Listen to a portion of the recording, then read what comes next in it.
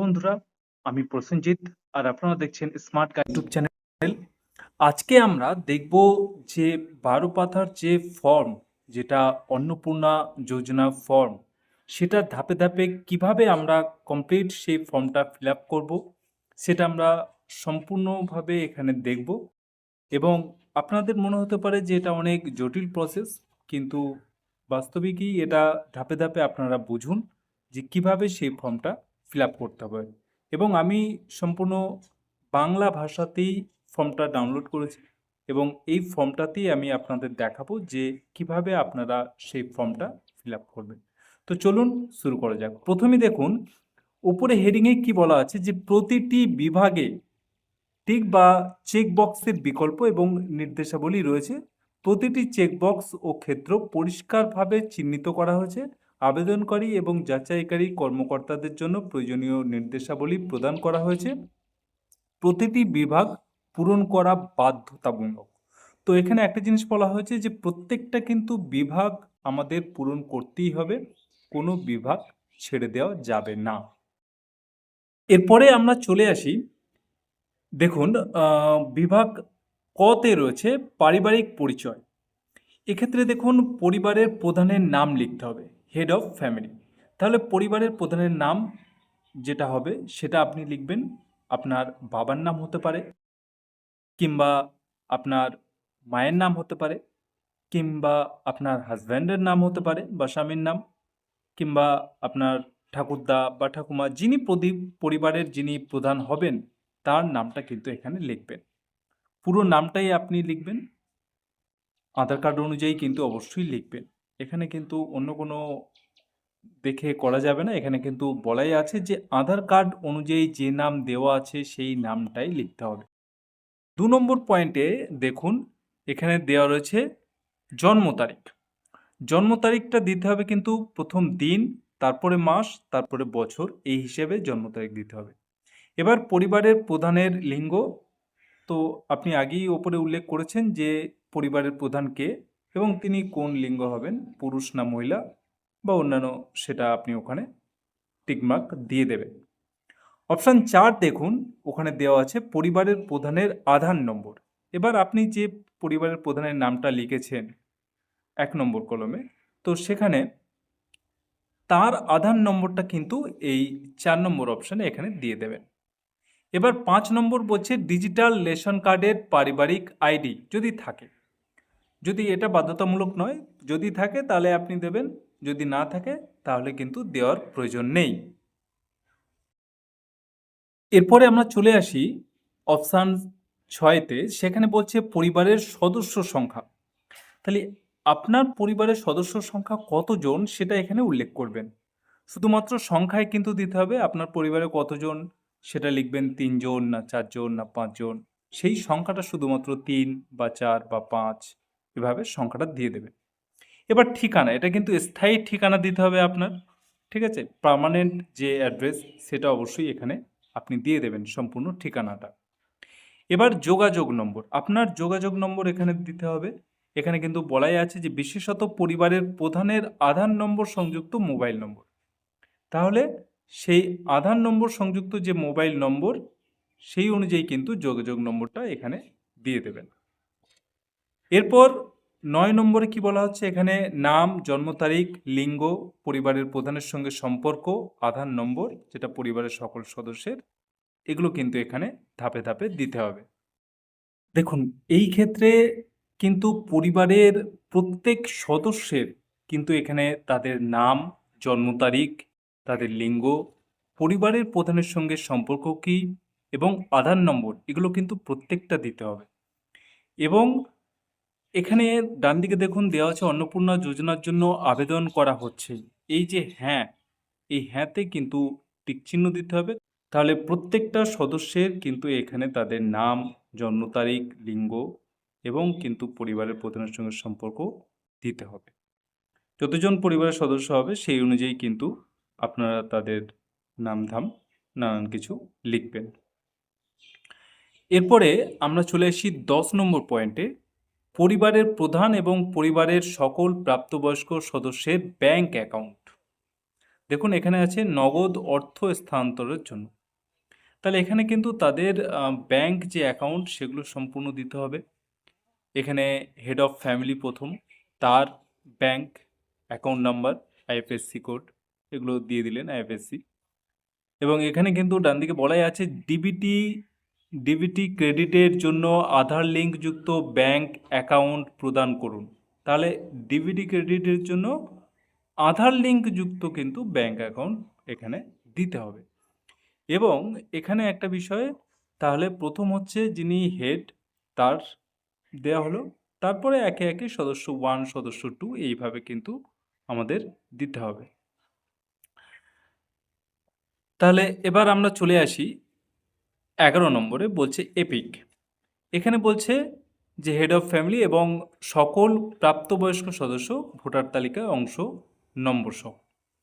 এখানে প্রথম head of family অর্থাৎ যিনি পরিবারের প্রধান, তার এপিক নম্বর এখানে দিতে হবে, বিধানসভা ক্ষেত্র এবং অংশ নম্বরটা ওখানে দিতে হবে। এরপর একে একে সদস্য 1 সদস্য 2 করে আপনার পরিবারে যতজন সদস্য আছে প্রত্যেকের তাদের কিন্তু এপিক নম্বর দেবেন, তাদের বিধানসভা ক্ষেত্র এবং অংশ নম্বর এগুলো দিয়ে দেবেন। তাহলে এই গেল 11 নম্বর। 12 নম্বর বিভাগে যদি আমরা চলে আসি, এখানে বলছে যে বিভাগ, এটা কোন বিভাগে আপনার পড়ছেন, আপনারা অসংরক্ষিত অর্থাৎ ইওয়ার্ড, না অসংরক্ষিত আর্থিকভাবে দুর্বল অর্থাৎ ইউআর ইডব্লিউএস, নাকি তপশিলি জাতি অর্থাৎ এসসি, না এসটি, না ওবিসি, না পিভিটিজি, কোন শ্রেণীর মধ্যে পড়েন সেটা এখানে লিখবেন। এবং ডান দিকে বলা আছে প্রযোজ্য শংসাপত্র যেমন জাতিগত আর্থিকভাবে দুর্বল শ্রেণী যেমন ইডব্লিউএস শংসাপত্র, ক্রিমিলিয়ার শংসাপত্র ইত্যাদি। তাহলে সেই অনুযায়ী কিন্তু আপনারা এখানে বিভাগের টিকমার্ক দেবেন, কারা কোন শ্রেণীতে পড়ছেন সেটা এখানে টিকমার্ক দিয়ে দেবেন। এবার চলে আসি রেশন কার্ডে। রেশন কার্ড এখানে খাদ্য ভর্তুকি একই ব্যাপার, সঠিক হলে টিক চিহ্ন দিতে হবে। এখানে বলছে রেশন কার্ড সম্পর্কে এখানে এবার তথ্যগুলো দিতে বলছে। আপনার কি ডিজিটাল রেশন কার্ড আছে? হ্যাঁ হলে তাহলে হ্যাঁতে টিকমার্ক দেবেন, না হলে নাতে টিকমার্ক দেবেন। যদি হ্যাঁ হয় তাহলে এই ঘরটা আপনার ফিল আপ করতে হবে যে সেটা কোন ক্যাটাগরির মানে কোন ক্যাটাগরির মধ্যে পড়ছে। আপনার রেশন কার্ডই দেখবেন লেখা আছে, তো সেই দেখে এখানে টিকমার্ক দিয়ে দেবেন। আর যদি না হয় তাহলে আর দিতে লাগবে না এই অপশানটা। আর 3 নম্বর বলছে পরিবারটি রেশন দোকান থেকে মাসিক রেশন তুলছে কিনা। আপনার ফ্যামিলি এটা প্রতি মাসে গিয়ে রেশন দোকান থেকে কি রেশন তুলছে? যদি হ্যাঁ হয় তাহলে হ্যাঁতে টিকমার্ক দেবেন, না হলে নাতে টিকমার্ক দিয়ে দেবেন। এরপর চলে আসি সম্পদ। এখানে বাড়ির ধরন, আপনার বাড়িতে কি 3 বা তার বেশি পাকা ঘর আছে? যদি হ্যাঁ হয় তাহলে হ্যাঁতে টিকমার্ক দেবেন, না হলে নাতে টিকমার্ক দেবেন। পারিবারিক জমির মালিকানা, এখানে ডান দিকে একটা কথা বলা আছে রেজিস্ট্রেশন নথি, মিউটেশন কপি এবং আর হালনাগাদের তারিখ সহ সর্বশেষ জমির রেকর্ডের কপি। তাহলে পারিবারিক জমির মালিকানা, এখানে আপনার পরিবারের কি জমি আছে অর্থাৎ জমির মালিক কিনা। যদি জমির মালিকানা থাকে তাহলে হ্যাঁতে টিকমার্ক দেবেন, আর যদি না থাকে তাহলে নাতে টিকমার্ক দেবেন। দেখুন এখানে পারিবারিক জমির মালিকানা মানে তাহলে জমির মালিক আপনি আছেন কিনা, অর্থাৎ আপনার নিজস্ব জমি থাকতে পারে, কিংবা দেখা যায় আপনি যে বাড়িতে বসবাস করছেন সেই বাড়িটা আপনার নিজের কিনা, অর্থাৎ সেই বাড়িতে আপনি ভাড়া বাড়িতে থাকেন না তো, ওটা আপনার নিজেদেরই বাড়ি তো। যদি হ্যাঁ তাহলে হ্যাঁতে টিকমার্ক দেবেন, না হলে নাতে টিকমার্ক দেবেন। বিষয়টা এটাই। এবার আমরা চলে আসি দেখুন তৃতীয় পয়েন্টে। এখানে বলছে পারিবারিক সকল সদস্যের মোট জমির পরিমাণ। দেখুন আপনার মোট জমির পরিমাণ সেটা কত শতক, হ্যাঁ শতকে অবশ্যই দিতে হবে রেজিস্ট্রেশন নথি সর্বশেষ আর জমির নথি। তাহলে এখানে কিন্তু অর্থাৎ পরিবারের সকল সদস্যের যে মোট জমির পরিমাণ সেটা আপনি এখানে দিয়ে দেবেন শতক হিসাবে। এবার 4 নম্বর পয়েন্ট দেখুন, এখানে বলছে যানবাহন। আপনি বা পরিবারের কোনো সদস্য কি অবাণিজ্যিক মোটরচালিত 4 চাকার গাড়ি আছে? দেখুন এখানে একটা বিষয় বলা হচ্ছে যে আপনার পরিবারেতে কোনো ৪ চাকার গাড়ি আছে কিনা? যদি থাকে তাহলে হ্যাঁ দেবেন, যদি না থাকে তাহলে নাতে টিক মার্ক দেবেন। আর যদি থাকে তাহলে কিন্তু যদি হ্যাঁতে টিক মার্ক দেন তার মানে অবশ্যই আছে ৪ চাকার গাড়ি। তাহলে সেই গাড়ির সংখ্যাটা অবশ্যই উল্লেখ করবেন। কটা গাড়ি আছে? ১ টা গাড়ি না ২ টো না ৩ টে কটা গাড়ি আছে সেই সংখ্যাটা ওখানে দেবেন। এবং নিচে বলা হচ্ছে গাড়ির রেজিস্ট্রেশন নম্বর। এখানে কিন্তু ওই গাড়িটার রেজিস্ট্রেশন নম্বরটা কিন্তু এখানে দিয়ে দেবেন। এবার এখানে একটা বিষয় বলা হচ্ছে যে গাড়ি, জিপ, ট্রাক্টর অন্তর্ভুক্ত করুন। যদি হ্যাঁ হয় মডেল, কোন মডেল সেটা আপনি লিখবেন। ঠিক আছে? ডান দিকে ওখানে সেটা লিখবেন যে কোন মডেলের। এবার চলে আসি পারিবারিক ভিত্তিক সদস্যদের স্বাস্থ্য বীমা। দেখুন এখানে স্বাস্থ্য বীমা আপনার আছে কি না? যদি না থাকে তাহলে নাতে টিক মার্ক দেবেন। যদি থাকে তাহলে হ্যাঁতে টিক মার্ক দেবেন। আর কি বলা হচ্ছে যে যদি হ্যাঁ হয় তবে সরকারি বা বেসরকারি বীমার অঙ্ক এবং প্রিমিয়ামের বিবরণ সহ উল্লেখ করুন। তাহলে যদি আপনার সেই মানে থাকে স্বাস্থ্য বীমা তাহলে সেটা সরকারি না বেসরকারি অবশ্যই উল্লেখ করতে হবে। নিচেই দেখুন বলা হচ্ছে হেড অফ ফ্যামিলি এবং তার যদি থাকে সেটা সরকারি না বেসরকারি এবং বীমার অঙ্কের মানে প্রিমিয়ামের বিবরণটা ওখানে দিতে হবে। একই রকমভাবে সদস্য 1 সদস্য 2 প্রত্যেকেরই কিন্তু সেই বীমা আপনার এখানে দিতে হবে। ঠিক আছে? এবং সেটা সরকারি না বেসরকারি প্রিমিয়ামের বিবরণ এগুলো ইত্যাদি এগুলো দিয়ে দেবেন একে, একে। এরপরে আমরা চলে আসি আয় এবং পেশা। কোনো সদস্য কি আয়কর বা পেশাগত কর প্রদান করেন? দেখুন এখানে একটা ইম্পর্টেন্ট বিষয় যে সদস্যদের কিন্তু আয়কর বা পেশাগত কর প্রদান করেন কিনা। যদি এক্ষেত্রে করে থাকে তাহলে হ্যাঁতে টিক মার্ক দেবেন, যদি না করে থাকে তাহলে কিন্তু নাতে টিক মার্ক দেবেন। ২ নম্বর বলছে পরিবারের সদস্যদের প্যান কার্ড যদি থাকে। হুম? এখানে যদি থাকে তাহলে হ্যাঁতে টিক মার্ক দেবেন। আর যদি হ্যাঁ হয় তাহলে নাম এবং প্যান নম্বর উল্লেখ করুন। ঠিক আছে? প্রথমে এইভাবে হেড অফ ফ্যামিলি তার নাম হুম? এবং প্যান নম্বর এখানে দিয়ে দেবেন। ঠিক আছে? এইভাবে সদস্য 1 সদস্য 2 করে প্রত্যেকের কিন্তু নাম এবং প্যান নম্বর এগুলো এখানে উল্লেখ করে দেবেন। সেই প্যান কার্ড যদি থাকে তাহলে অবশ্যই দেবেন। এরপরে আমরা চলে আসি কর্মসংস্থানের ধরন। দেখুন এখানে পরিবারের প্রধানের কথা বলছে। পরিবারের প্রধান যিনি তার কর্মসংস্থানের ধরনটা এখানে উল্লেখ করতে হবে প্রথমে এবং তারপরে একে, একে সদস্য 1 সদস্য 2 প্রত্যেকেরই কিন্তু কর্মসংস্থানের ধরন এখানে দিতে হবে। এবং ডান দিকে একটা উল্লেখ করছেন যে সবচেয়ে উপযুক্ত ঘরের টিক চিহ্ন দিন। যদি থাকে প্রয়োজনীয় নথি বা স্বঘোষণা জমা দিন। তাহলে যদি থাকে ঠিক আছে? সেই এটা তো অবশ্যই সেই নথিটা সেখানে দিতে হবে। এখানে প্রথমে বলা হচ্ছে যে পরিবারের প্রধান কর্মসংস্থান কোথায়? সরকারি ক্ষেত্র না বেসরকারি ক্ষেত্র না সংগঠিত ক্ষেত্র? হ্যাঁ? আংশিক সময়ে কর্মরত না অসংগঠিত ক্ষেত্রে স্বনিযুক্ত আছেন? নাকি পরিযায়ী শ্রমিক না বেকার? না অন্যান্য কোন ক্যাটেগরির মানে অন্যান্য কিসের মধ্যে পড়ছেন? সেটা এখানে টিক মার্ক দিয়ে দেবেন পরিবারের প্রধান। এবার একে, একে এইভাবে প্রত্যেক সদস্য আপনার বাড়িতে যতজন সদস্য আছে, যেটা আপনি প্রথমে তো উল্লেখ করেছিলেন সদস্য সংখ্যা, তো তাদেরও কিন্তু এখানে একে, একে দিয়ে দেবেন। এরপরে চলে আসি আমরা ৪ নম্বর পয়েন্টে। এখানে বলা হচ্ছে পরিবারের শিক্ষিত প্রাপ্তবয়স্ক সদস্যদের সংখ্যা এবং পরিবারের অশিক্ষিত প্রাপ্তবয়স্ক সদস্যদের সংখ্যা। এখানে আপনার পরিবারে কতজন মানুষ শিক্ষিত আছেন এবং কতজন অশিক্ষিত আছে সেটা কিন্তু উল্লেখ করতে হবে। এবং ডান দিকে একটা জিনিস বলে দিচ্ছে যে পরিবারের সকল শিক্ষিত প্রাপ্তবয়স্ক সদস্যের সর্বোচ্চ শিক্ষাগত যোগ্যতা প্রদান করুন এবং যদি শিক্ষিত হয় তাহলে সেটা সর্বোচ্চ শিক্ষাগত যোগ্যতা কতটা তার, তিনি কি 8 পাস কি মাধ্যমিক পাস কি উচ্চ মাধ্যমিক পাস, কত পর্যন্ত তিনি পড়াশোনা করেছেন, না গ্রাজুয়েশন হ্যাঁ না পোস্ট গ্রাজুয়েট, কত পর্যন্ত পড়াশোনা করেছেন সেটা অবশ্যই ওখানে উল্লেখ করতে হবে।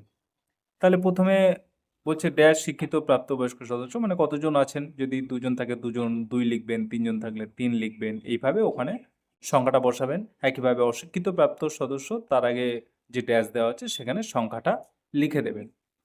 এবার পরিবারের প্রধান এখানে তিনি শিক্ষিত না অশিক্ষিত কোনটা টিক মার্ক দেবেন। যদি শিক্ষিত হয় তাহলে তার সর্বোচ্চ শিক্ষাগত যোগ্যতা কত সেটা লিখতে হবে। আর যদি অশিক্ষিত হন তাহলে আর এটা দেওয়ার প্রয়োজন নেই। শিক্ষিত হলে তাহলেই কিন্তু সর্বোচ্চ শিক্ষাগত যোগ্যতা দিতে হবে। আর অশিক্ষিত হলে তাহলে আর দিতে হবে না। এইভাবে প্রত্যেকটা সদস্যের তাদের শিক্ষিত এবং অশিক্ষিত বিষয়টা দেবেন এবং তার সর্বোচ্চ শিক্ষাগত যোগ্যতা যদি থাকে, হ্যাঁ, যদি তিনি শিক্ষিত হন তাহলে তো দিতে হবে, অশিক্ষিত হলে আর দিতে লাগবে না। তো এইভাবে প্রত্যেকটা সদস্যের আপনারা দিয়ে দেবেন। এবার ৫ নম্বর পয়েন্টে বলছে কোনো সদস্য কি কোনো সাংবিধানিক পদ যেমন মন্ত্রী, সাংসদ, বিধায়ক, হ্যাঁ, পৌরস্থানীয় সংস্থা এবং পঞ্চায়েত সংস্থার প্রাক্তন বা বর্তমান ধারক, মানে কোনো কি সাংবিধানিক পদ কি আগে ছিল বা বর্তমানে আছে? যদি হ্যাঁ হয় তাহলে হ্যাঁতে টিক মার্ক দেবেন, যদি না হয় তাহলে নাতে টিক মার্ক দেবেন। আর যিনি এই পদে রয়েছেন তার সদস্য নম্বর, হুম, তার সদস্য নম্বরটা কিন্তু এখানে দিতে হবে। প্রয়োজনীয় সহায়ক নথি থাকলে জমা দিন বা স্বঘোষণা। তাহলে এখানে যদি থেকে থাকেন তাহলে কিন্তু তার সেই প্রয়োজনীয় নথিটা অবশ্যই জমা দিতে হবে। এইভাবে কিন্তু ওখানে উল্লেখ করতে হবে।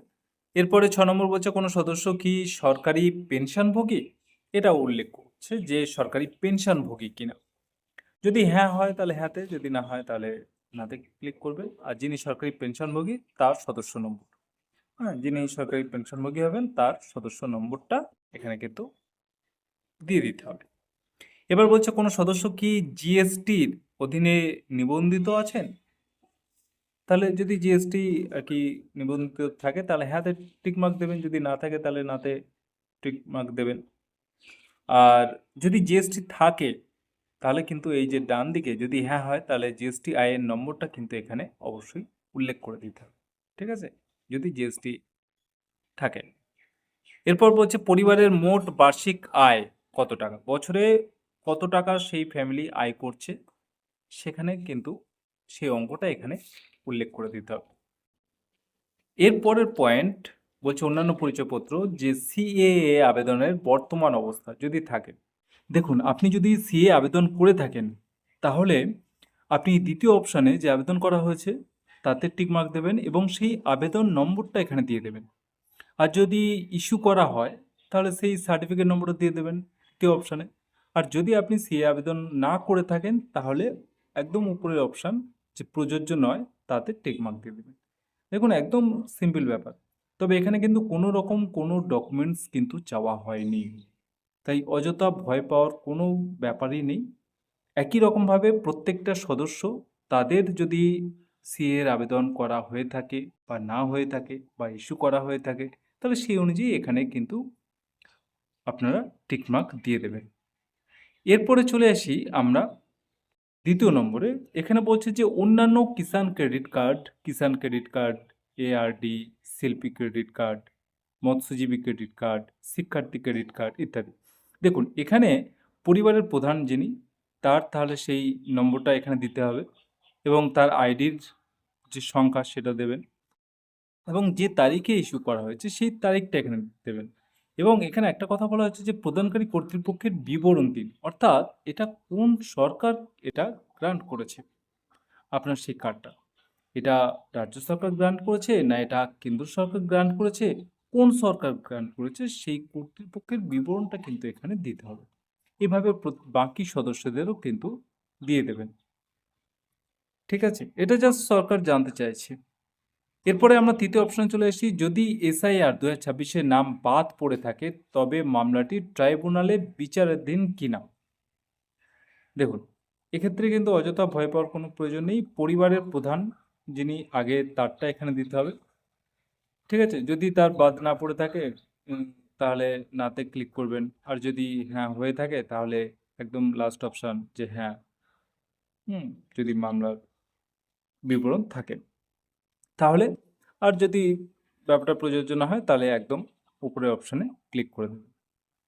ঠিক আছে, এটা এসআইয়ের ব্যাপার সংক্রান্ত এখানে দিয়ে দেবেন। এইভাবে বাকি সদস্যদেরও কিন্তু তাদের এসআইয়ের যদি নাম বাদ পড়ে থাকে তাহলে সেই অনুযায়ী কিন্তু এখানে টিকমার্ক দিয়ে দেবেন একদম উপরের অপশন অনুযায়ী।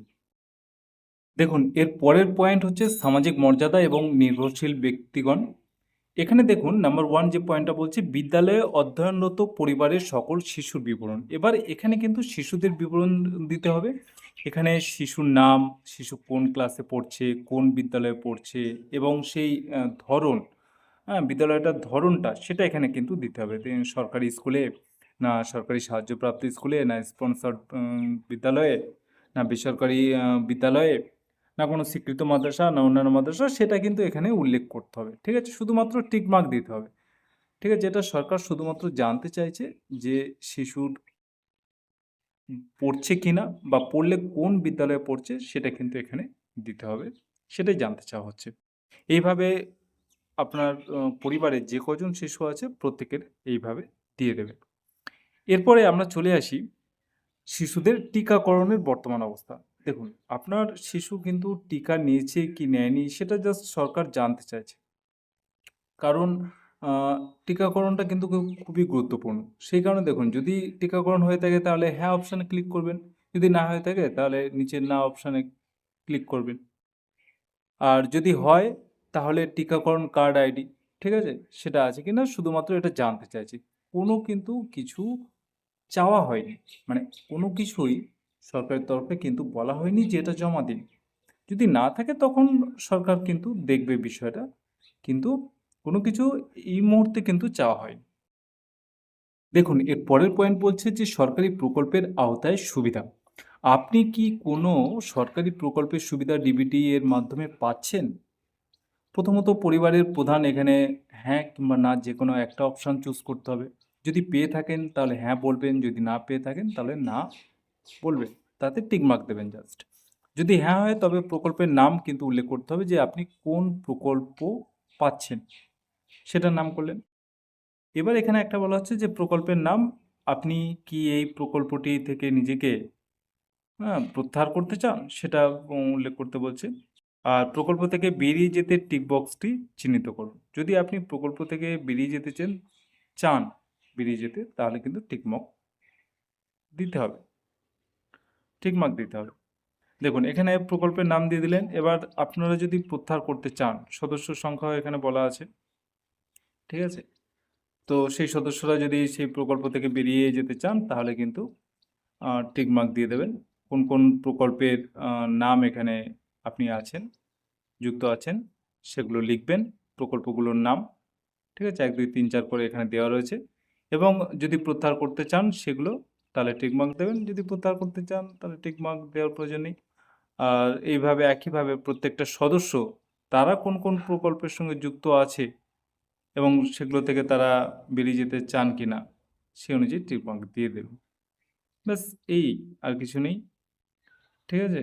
আর লাস্টে বলা হচ্ছে যে ঘোষণা ও সম্মতি। আমি এই মর্মে ঘোষণা করছি যে উপরে প্রদত্ত তথ্য আমার জ্ঞান ও বিশ্বাস অনুযায়ী সত্য এবং প্রযোজ্য ক্ষেত্রে আমি সকল সহায়ক নথি প্রদান করেছি এবং উপরে উল্লেখিত কোনো মানদণ্ড বাদ দিইনি। আমি অবগত যে আমার প্রদত্ত কোনো তথ্য মিথ্যা প্রমাণিত হলে আমার সামাজিক সুরক্ষা সংক্রান্ত সুবিধাসমূহ বন্ধ হয়ে যেতে পারে। ঠিক আছে? তাহলে এই এবার আপনি আপনার স্বাক্ষর দিয়ে দিলেন। ব্যাস। বাকিটা এটা শুধুমাত্র সরকারি ব্যবহারের জন্য, এটা সরকার কিন্তু এখানে পূরণ করবে। আপনার এখানে কিছু করতে হবে না। তো এই হচ্ছে বিষয়। ধন্যবাদ।